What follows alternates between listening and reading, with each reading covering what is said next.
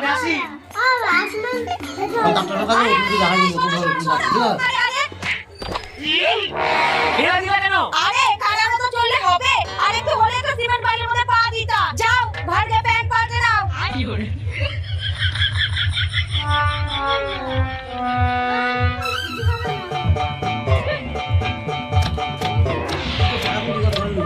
বৌমা এত বেলা হয়ে গেল এখন এক কাপ চা দিলা না? মা আমি কি বসে আছি? আমি তো কাজ করেই যাচ্ছি। কি?